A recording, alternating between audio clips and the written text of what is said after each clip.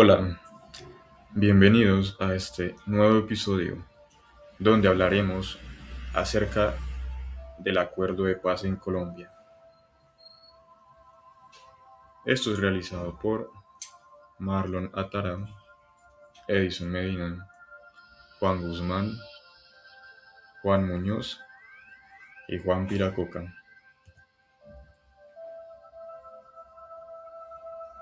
Empezaremos a hablar acerca del punto 1, la reforma rural integral. Para comprender su importancia, primero debemos regresar al origen del conflicto armado y a los factores históricos que han moldeado la realidad rural del país.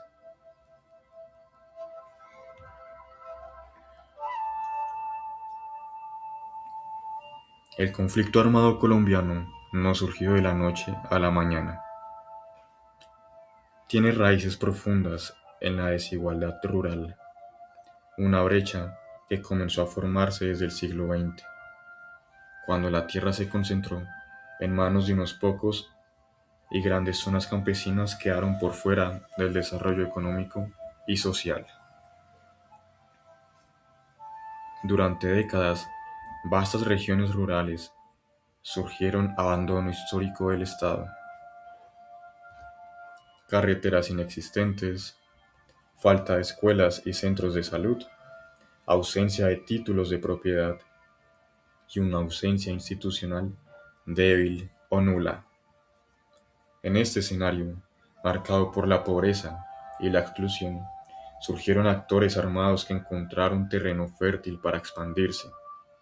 La falta de oportunidades y de un Estado capaz de garantizar derechos permitió que la violencia se afianzara en el campo.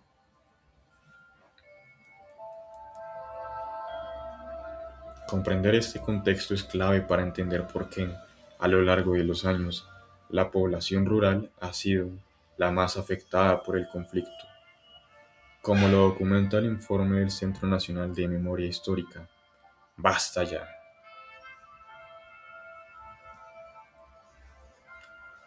Pero entonces, ¿qué es el punto 1 del acuerdo? La reforma rural integral. Frente a este panorama, el Acuerdo de Paz propone en su primer punto la reforma rural integral, conocida como RRI. Este componente reconoce que sin transformar el campo no hay posibilidad de una paz duradera. ¿Y qué busca el RRI? Cerrar las brechas históricas entre el campo y la ciudad, garantizar acceso sostenible y seguro a la tierra, fortalecer la presencia integral del Estado, impulsar un desarrollo rural que dignifique la vida campesina. La idea de integral es fundamental. No se trata solo de entregar tierras, sino de crear condiciones sociales, económicas e institucionales para que las comunidades rurales puedan prosperar con autonomía y dignidad.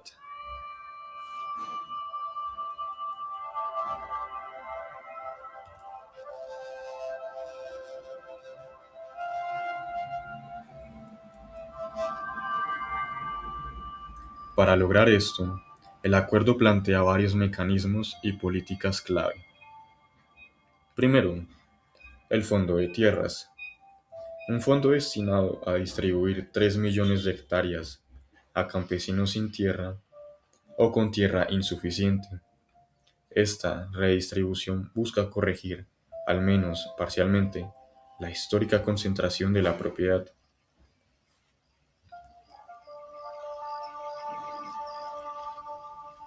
B. El catastro multipropósito, un sistema moderno actualizado y transparente que permite conocer quién tiene la tierra, cómo se usa y cuánto vale. Esto es indispensable para combatir la informalidad, mejorar la planificación y garantizar equidad fiscal. Tercero, planes rurales, en los que existan planes nacionales para la reforma rural. Estos programas incluyen desarrollo productivo, vivienda rural, infraestructura vial, asistencia técnica y apoyo a la economía campesina familiar y comunitaria. Y cuarto, acceso a servicios básicos. La reforma rural integral entiende que la paz también es poder acceder a salud, educación, agua potable, saneamiento, conectividad digital. Sin estos servicios, la vida digna en el campo se vuelve imposible.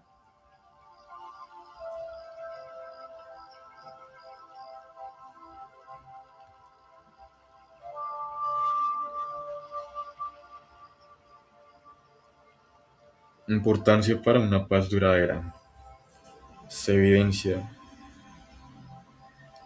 que cuando el campo se excluye, el conflicto se reproduce.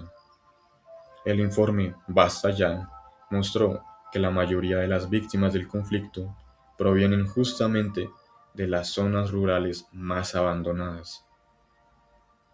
Por eso, transformar el campo no es solo una promesa social, es un asunto estratégico para la estabilidad del país, para evitar el resurgimiento de ciclos de violencia y para garantizar que las comunidades rurales puedan ejercer plenamente sus derechos.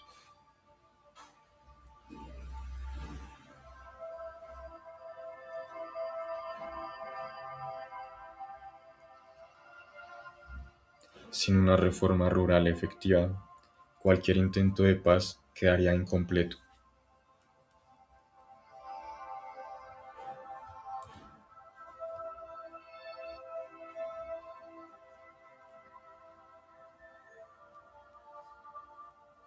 Como futuro profesional, ingeniero, mi aporte a esta visión de paz puede darse desde diversas áreas. En una sería con la tecnología, desarrollando sistemas de información, sensores, conectividad o herramientas digitales que permitan mejorar la producción, el acceso a servicios y a la presencia del Estado. Otra forma sería a partir de gestión de proyectos, en donde a través de diseños y sus respectivas implementaciones, evaluaciones, se podría identificar diferentes programas rurales con un enfoque territorial e impacto medible. Otra manera es el desarrollo comunitario, trabajando con las comunidades para fortalecer capacidades locales, impulsar emprendimientos y garantizar que las soluciones tecnológicas respondan a sus necesidades reales. También a través de la infraestructura y la energía, proponiendo soluciones sostenibles para zonas donde aún no llegan redes eléctricas o conectividad. Y por último, con datos y análisis, apoyando el catastro, multipropósito, el mapeo de necesidades y planeación de políticas rurales. Recordemos que la reforma rural integral no es solo un texto del acuerdo de paz, es un llamado a construir un país más justo. Cada profesión tiene algo que aportar y desde mi área puedo contribuir a que las comunidades rurales tengan herramientas para vivir en paz, para producir y para decidir su futuro. Muchas gracias por acompañarme en esta reflexión para entender el punto 1 del acuerdo de paz y su importancia. Nos recuerda que la paz no solo se firma, se construye, se planifica y se vive, especialmente desde los territorios rurales que durante tanto tiempo estuvieron en la sombra.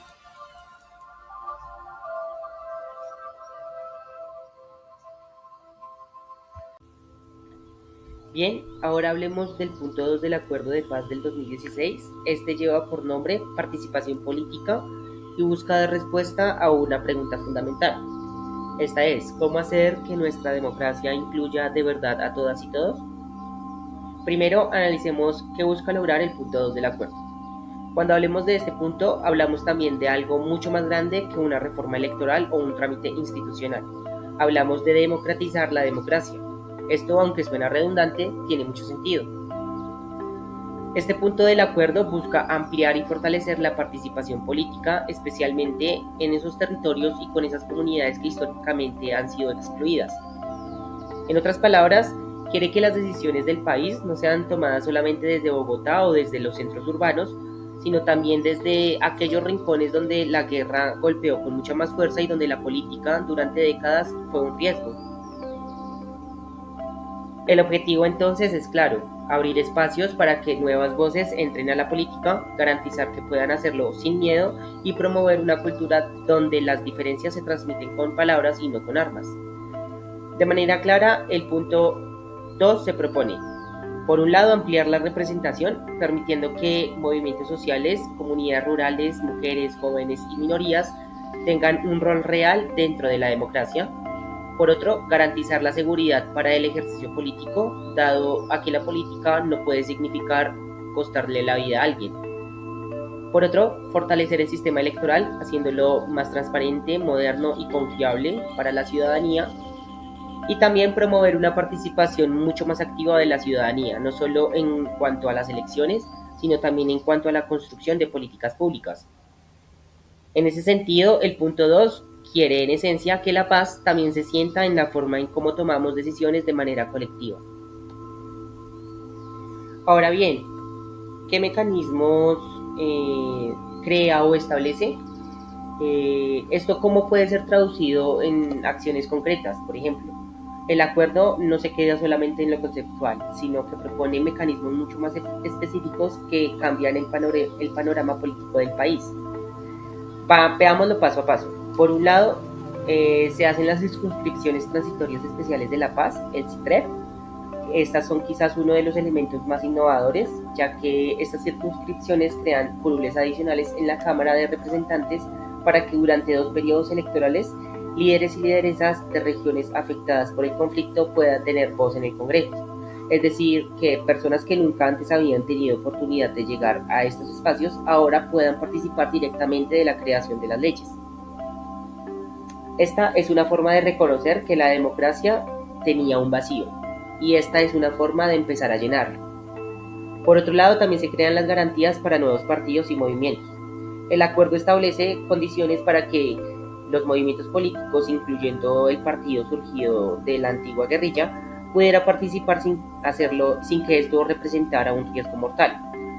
Esto que incluye que tengan acceso a medios de comunicación, que haya financiación estatal inicial, que las reglas del juego sean claras para competir en igualdad de condiciones con todos. También crea un estatuto de oposición. Aunque este ya existía en la Constitución, el acuerdo cataliza su implementación real. Ese estatuto de la oposición garantiza por tiempos en medios para quienes no están en el gobierno, derecho a réplica y la participación en mesas de discusión y seguimiento. Esto dado a que una democracia sin oposición es una democracia incompleta. Otra medida que tomaron fueron medidas para proteger líderes políticos y sociales. El punto 2 incluye el sistema integral de seguridad para el ejercicio de la política y este busca proteger a tanto los líderes sociales como los defensores de derechos humanos y ex candidatos o participantes de movimientos emergentes. Esto dada a que es una respuesta directa a una verdad dolorosa y es que en Colombia hacer política ha sido y sigue siendo hasta la fecha una actividad de alto riesgo. También cuenta con la participación ciudadana en la construcción de políticas públicas, ya que incluye mecanismos para consultar a las comunidades, promover los presupuestos participativos y facilitar de herramientas que la ciudadanía pueda incidir en decisiones públicas locales y nacionales. En el fondo, todos estos mecanismos buscan que la política deje de ser un privilegio y se convierta en un derecho ejercido de forma libre, segura y plural. Ahora, ¿por qué esto es importante para una democracia sólida? Eh, es importante porque una democracia sin participación es solamente una fachada. El conflicto armado en Colombia no nació de un día para otro, sino que nació de desigualdades, de exclusiones, de silencios forzados y de territorios abandonados a su suerte. Y durante décadas Esa ausencia de participación real alimentó la violencia. Entonces el punto 2 es clave porque, por un lado, ataca esas causas profundas del conflicto, ya que no se trata solo de desarmar a un grupo, sino de remover esas condiciones que permitieron que surgiera y dar voz a las regiones en forma de construcción, una forma de construir justicia y dignidad. Por otro lado, también ayuda a fortalecer la legitimidad del Estado, dado a que cuando las personas sienten que son escuchadas, confían más en las instituciones y la legitimidad no se decreta, sino que se construye escuchando. También reduce la violencia política, ya que garantiza la seguridad para la participación, evita que las disputas electorales se conviertan en escenarios de guerra y cuando hay reglas claras de protección real, el argumento se vuelve mucho más poderoso que la intimidación. También promueve la diversidad en la toma de decisiones, ya que pues, nuestro país es plural, pero también dado mucho tiempo sus espacios de decisión fueron homogéneos. El punto 2 lo que hace es ampliar este panorama, dar mucho más voces, más perspectivas y más experiencias. También fortalece la cultura democrática, ya que no basta con tener elecciones, la democracia se vive todos los días, en un cabildo abierto, por ejemplo, en la Junta de Acción Comunal, en la posibilidad de proponer, de criticar, de construir sin miedo. En resumen, este punto es un recordatorio de que la paz no solo se firma, sino que también se practica, se discute y se decide políticamente.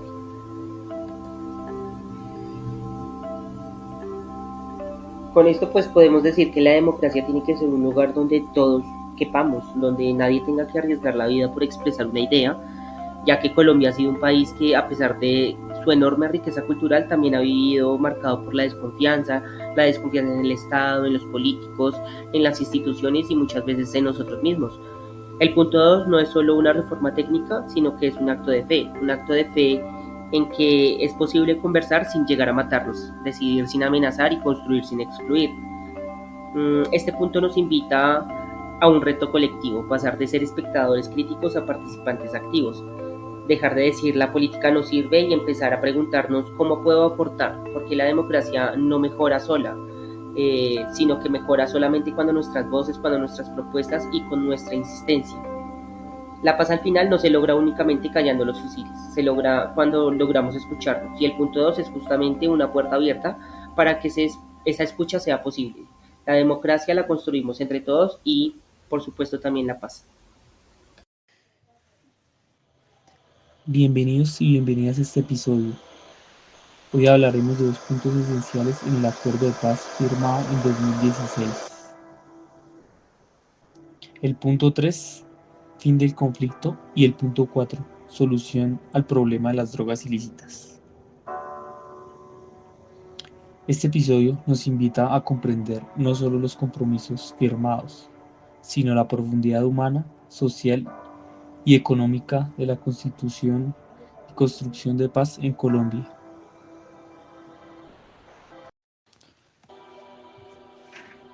Punto 3. Fin del conflicto. Dejación de las armas FARC-EP. Después de más de 50 años de confrontación armada, uno de los pasos más simbólicos fue la dejación de armas de las FARC-EP, un proceso verificado por la ONU en todo el país. Este proceso tuvo tres momentos centrales. Primero, la entrega de las armas individuales por parte de más de 8.000 excombatientes. Cada arma fue registrada y sellada, garantizando transparencia total. El segundo es el almacenamiento seguro bajo la custodia de la ONU. Y tercero, la destrucción del armamento que luego fue fundido para crear 3 monumentos de paz. Este acto simbolizó un mensaje poderoso: las armas se dejan, las palabras empiezan. Reincorporación social y económica. Pero entregar las armas es solo el primer paso. Construir la paz implica ofrecer caminos reales de reincorporación social, económica y política. Para esto surgieron los espacios territoriales de capacitación y reincorporación, donde los excombatientes iniciaron nuevos proyectos de vida. En estos espacios recibieron formación en proyectos productivos, educación, convivencia ciudadana y derechos y deberes como civiles. Los proyectos productivos incluyen desde cooperativas agrícolas y confecciones hasta café especiales y turismo rural.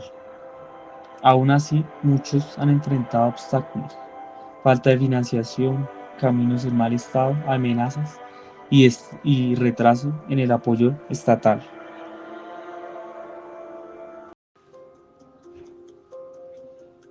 Retos identificados por Basta Ya. El informe Basta Ya del Centro Nacional de Memoria Histórica nos recuerda que la paz también enfrenta peligros. La violencia contra combatientes ha sido una de las tragedias más graves. Más de 400 firmantes han sido asesinados tras la firma del acuerdo. La estigmatización social sigue siendo profunda. Muchos combatientes sufren rechazo en sus comunidades o dificultades laborales. El fin del conflicto no se logró con la firma, se construye día a día y depende del compromiso de toda la sociedad.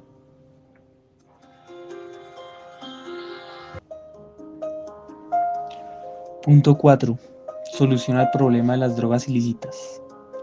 Causas estructurales.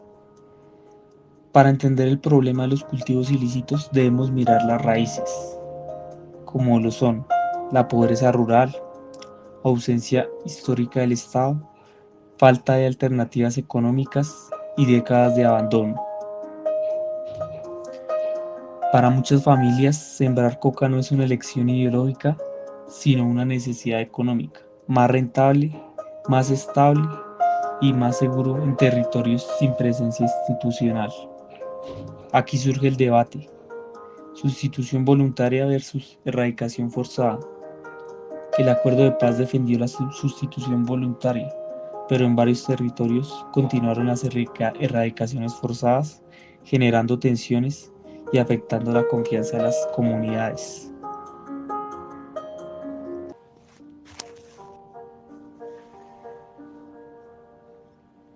Programas creados. El pilar del acuerdo fue el Programa Nacional Integral de Sustitución de Cultivos Ilícitos, cuyo objetivo era apoyar a las familias que decidieran arrancar voluntariamente la coca, brindando asistencia económica, seguridad alimentaria, capacitación productiva y participación comunitaria. En algunos territorios funcionó, en otros la falta del cumplimiento estatal y la presencia de más grupos armados frenó su continuidad. Conexión entre economías ilegales y conflicto armado. El narcotráfico ha sido uno de los principales motores de la guerra, ya que grupos armados financiaron sus operaciones mediante el cultivo, procesamiento y tráfico de cocaína. Las comunidades campesinas, indígenas y afrodescendientes fueron las más afectadas por desplazamientos violentos. Mientras exista una economía ilegal poderosa, la paz estará en riesgo. Importancia para una paz duradera. El acuerdo dejó claro: sin alternativas económicas, los cultivos ilícitos regresarán.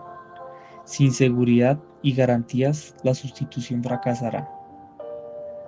Transformar el problema de las drogas es esencial para una paz estable y duradera.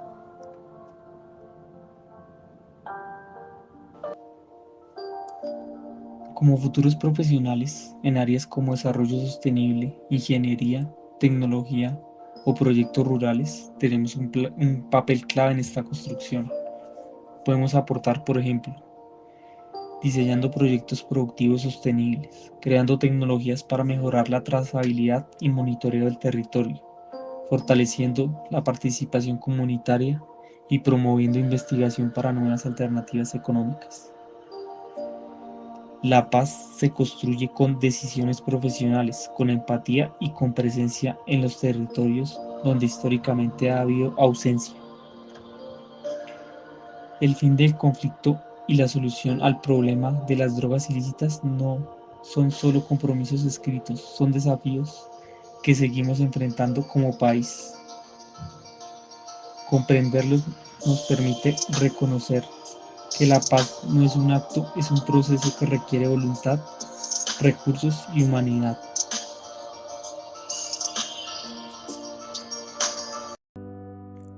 Para continuar con este podcast y los puntos 5 y 6 del Acuerdo de Paz, quiero invitarte a comenzar en este espacio imaginando algo muy sencillo. Un silencio. Un silencio profundo, esos que no se llenan fácilmente. Ese silencio frente a algo que miles de familias en Colombia han tenido que soportar durante años. El silencio de no saber dónde es un ser querido. El silencio de un duelo que nunca se puede cerrar. El silencio de una historia que quedó suspendida porque nadie quiso escuchar. Y ese silencio es el punto de partida para entender por qué el punto 5 del Acuerdo de Paz es tan importante. Porque por primera vez en nuestra historia reciente se reconoce la verdad esencial.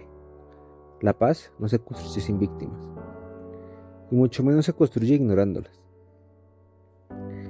El acuerdo afirma algo muy profundo, que las víctimas no son una consecuencia secundaria del conflicto, ni un capítulo más en un libro de historia. Son el centro de cualquier camino hacia la reconciliación. Son quienes más perdieron, quienes más esperaron y quienes más resistieron. Y es por eso, el país tendrá una deuda que ya no podrá seguir postergando.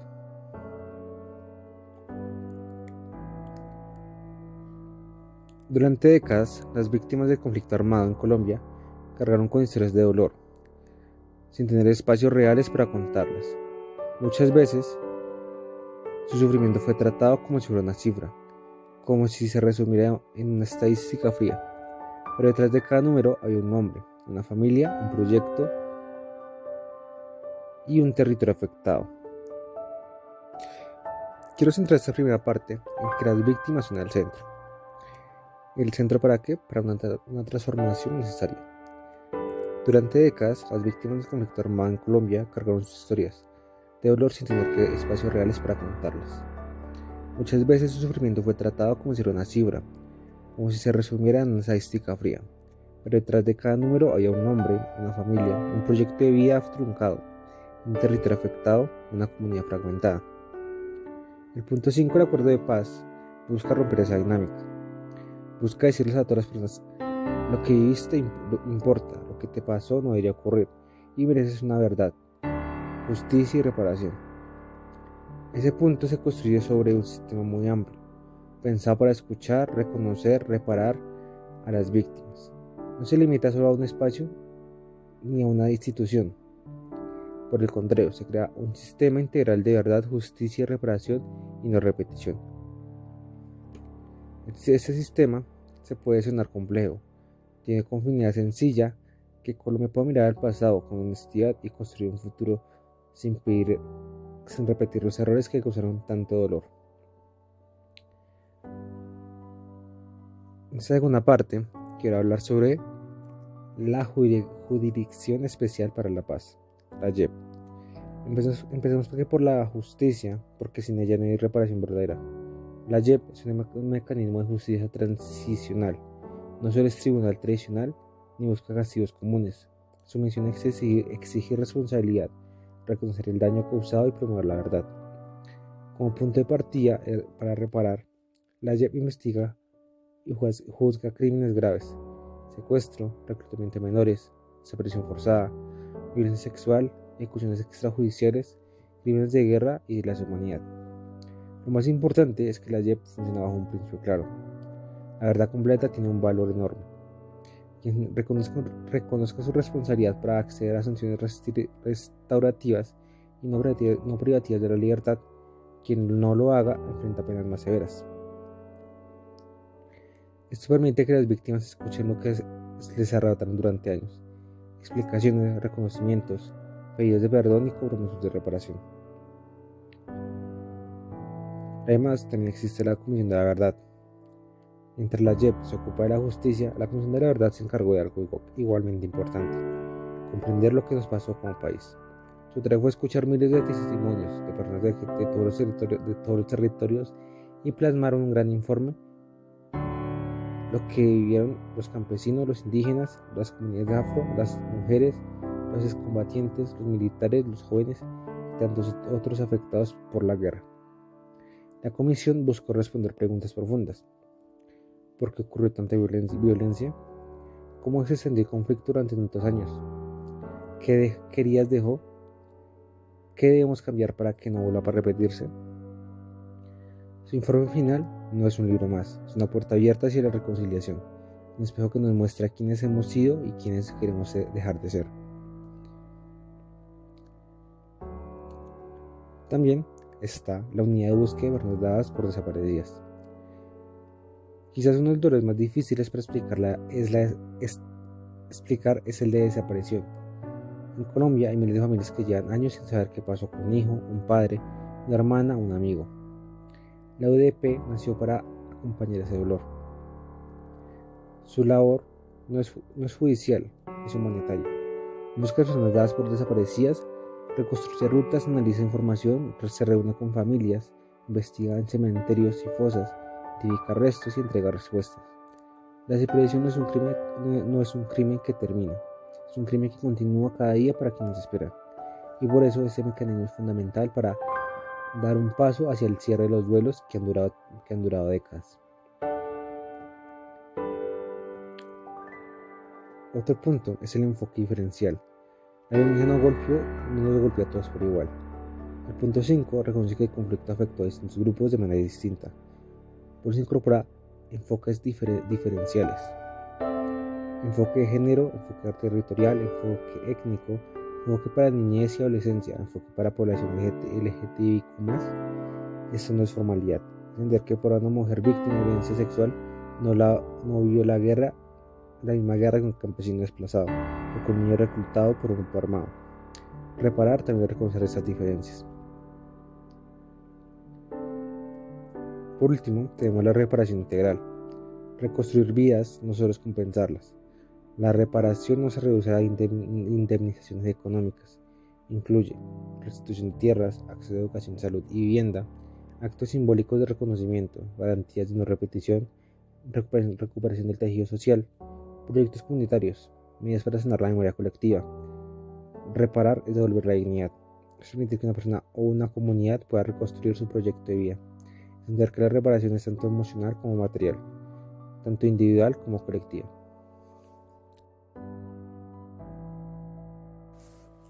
Ahora pasamos al punto 6. ¿Cómo garantizar que todo esto sea posible?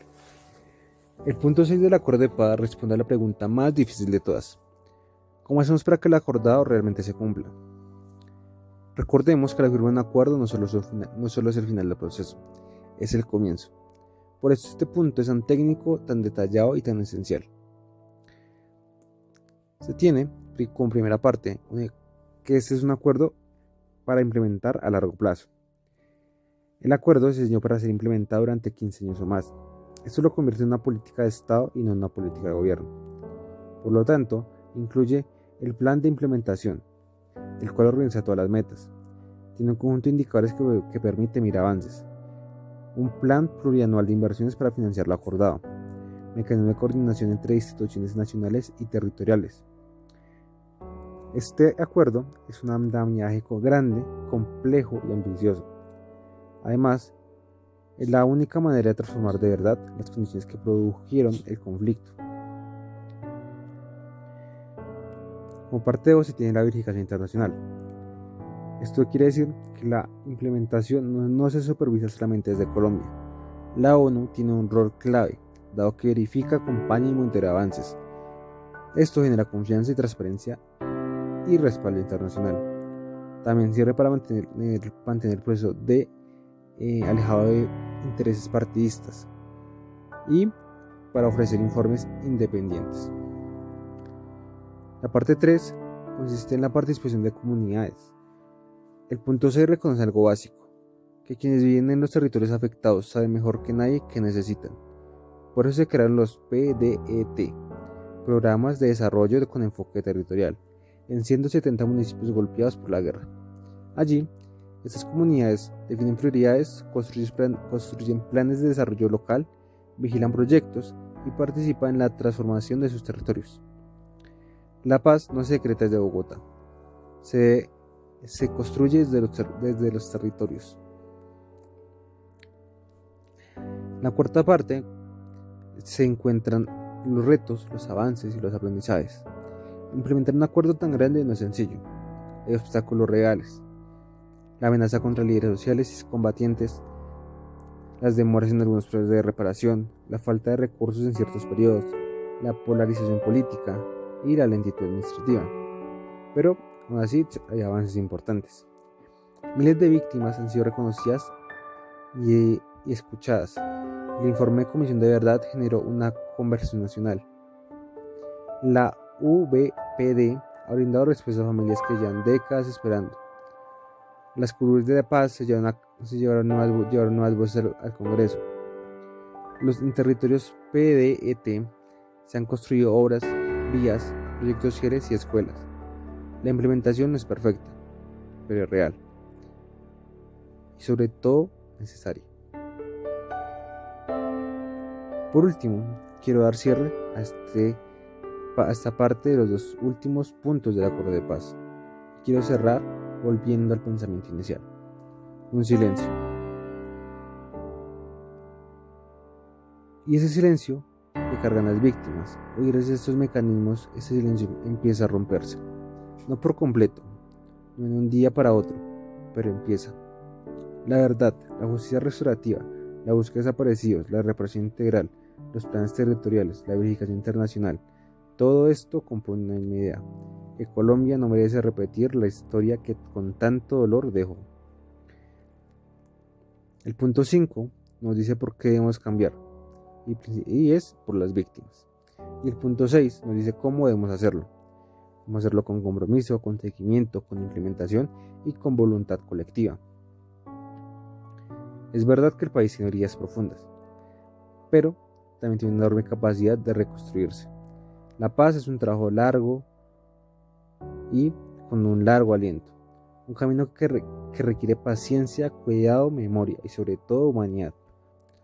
Hoy el reto es que cada uno, desde donde estemos, aportemos a que la verdad siga siendo escuchada, a que la reparación sea posible y que la implementación no se detenga. Porque la paz no es un sueño ingenuo, es una necesidad histórica y un compromiso que no debemos abandonar.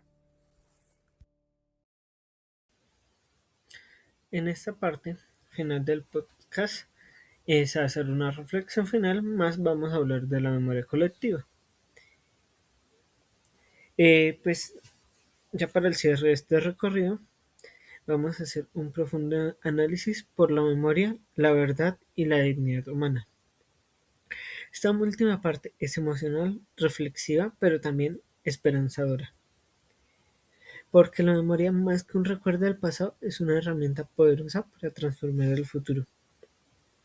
En estos minutos finales, los quiero invitar a caminar conmigo por las razones que hacen esencial el recordar, el sentido del perdón colectivo, el valor de la educación, tanto en la construcción de la paz como en la construcción de un futuro nuevo, y por la responsabilidad ética que cada uno de nosotros tiene para que la historia no se vuelva a repetir.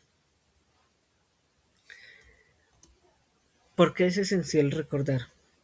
Recordarse no es quedarse atrapado en el pasado ni en el dolor. Recordar es comprender. Recordar es dignificar. Recordar es actuar para que aquello que generó sufrimiento no vuelva a repetirse. La memoria es una herramienta contra la repetición, porque nos permite ver con claridad qué fue lo que falló, qué se ignoró y qué se silenció. Y cuando reconocemos esas fallas, estamos mejor preparados para construir algo distinto. En el informe Basta Ya nos enseñó que detrás de cada estadística había una vida, una familia, una comunidad afectada por la violencia. Ese informe, como tantos otros trabajos de memoria, nos recuerda la importancia de nombrar el dolor para dignificar a quienes lo vivieron. Recordar también es reconocer todas las voces de quienes perdieron a un ser querido, las voces de quienes tuvieron que huir, las voces de quienes no pudieron hablar durante años, y también las voces de quienes con valentía contaron lo que vivieron para que el país pudiera sanar. La memoria es un acto colectivo que nos llama a no desentendernos del pasado, porque cuando un país olvida, se repite la historia. Pero, en cambio, cuando un país recuerda, puede lograr a transformar el futuro a un futuro nuevo y mejor. El perdón y la sanación. El perdón es un camino complejo, no es inmediato, no es lineal, no es obligatorio, pero sí es un proceso profundamente humano. El perdón puede comenzar con un acto personal, un ejemplo íntimo en el que alguien decide soltar un peso que se ha cargado durante mucho tiempo, pero también es un acto comunitario. Cuando los pueblos se reúnen, hablan y se escuchan y deciden reconstruir sus vínculos rotos, esta sanación, aunque es lenta y que requiere mucho tiempo, verdad y garantías de que no se vuelva a repetir, pero tampoco no se puede pedir que sea a la fuerza y no se puede imponer desde afuera. Pero es tan importante que lo deberíamos hasta hacer nosotros al día. Por eso es tan importante el acompañamiento estatal, porque la sanación colectiva necesita verdad judicial, reparación integral, apoyo psicológico, oportunidades reales y presencia institucional.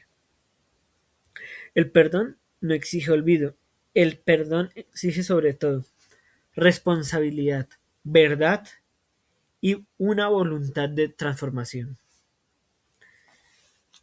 Cuando una sociedad entiende eso, empieza realmente a sanar. Ahora pasamos por la educación y la memoria histórica. La educación es el puente entre la memoria y el futuro. En las escuelas donde se formaron las nuevas generaciones, donde se construye la ciudadanía y donde se aprende a convivir. Las escuelas son espacios de lugar, son lugares donde los niños y jóvenes pueden preguntar, pueden escuchar, pueden debatir y pueden comprender que la historia no es una lista de fechas, sino un conjunto de vidas, decisiones y consecuencias. Las narrativas que se transmi- que se- transmitimos a las nuevas generaciones son fundamentales. Si ellos conocen la historia completa, con sus luces y sombras, tendrán una herramienta para construir una sociedad distinta, más empática y más justa. Como tal cual y vemos ahí en la imagen, podemos pasar de una educación de los niños, tener que estudiar al aire libre, a una educación más formal, con libros, bibliotecas y espacios para que la educación sea un eje fundamental para la transformación. Tenemos hay proyectos de memoria, como los archivos, los museos y los centros documentales y los testimonios. Son fundamentales para este proyecto, para este proceso también. Son lugares donde se guarda la verdad, donde se preserva las voces y donde se protege la dignidad de quienes vivieron aquellos hechos. El trabajo de memoria no es un lujo, es más una necesidad ética, social y política. Pasamos por una reflexión más profesional y un poco personal.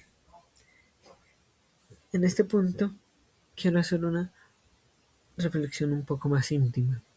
Nosotros tenemos que, no solo las víctimas, sino entre nosotros, mejorar, aprender a perdonar a los que nos hacen daño y aprender a mejorar a tal punto que aquellas personas que sufrieron, aquellos niños, puedan llegar a ser unos profesionales que ayuden a la sociedad.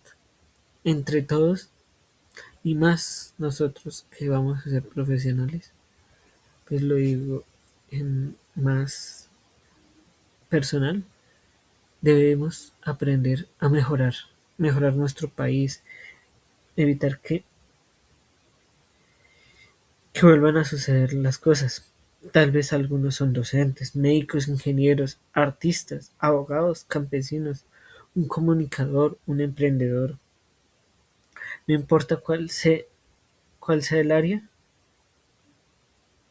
lo importante es cómo, desde tu lugar, puedes contribuir a una sociedad más humana. Un docente, un ejemplo, un docente enseña pensamiento crítico, un médico sana cuerpos y escucha historias. Un artista transforma el dolor en símbolos que liberan. Un ingeniero construye infraestructura, conecta y cuida, además de innovar. Un comunicador da voz a quienes no lo tienen y un líder comunitario cuida a su gente. Cada profesión tiene un papel profundamente importante en el tejido social. Aunque no lo veamos, todas las carreras son fundamentales. Toda profesión. Y la paz se construye así, con pequeñas acciones éticas, con decisiones conscientes, con responsabilidad y verdad. Mi compromiso, y tal vez también sea el de ustedes, es trabajar siempre con dignidad humana, con respeto, con empatía y con memoria. Más que todo, memoria, recordando a aquellas personas que han sufrido la violencia, han sufrido tantas cosas injustas. Y ya pasando como un cierre más significativo, pues ya cerrando este recorrido, hacemos un mensaje claro y contundente. Nunca más, que nunca más una vida sea arrebatada, que nunca más una familia tenga que silenciarse por miedo, que nunca más una historia sea ocultada, que nunca más se repitan los errores que tanto dolor causaron. Recordar no es quedarse en el pasado, recordar es elegir un futuro mejor. Y por eso, para ya terminar todo este recorrido, aunque un poco doloroso, pero tan importante y tan lleno de esperanza que podemos ver, los quiero invitar a que con voz alta, firme y colectiva digamos, recordar no es revivir el dolor, es evitar que vuelva a suceder. Se repite, se debe repetir varias veces, no solo para nosotros, sino para todas las personas, tanto para que las personas aprendan a que, aunque duela recordar, pero es una enseñanza para que no le vuelva a suceder a generaciones futuras. Y, y gracias por acompañarnos en este recorrido. Gracias por escuchar, por sentir este espacio que se hace a la memoria y que estas reflexiones sean un llamado para que entre todos podamos construir un país más humano, más justo y sobre todo más consciente de su historia.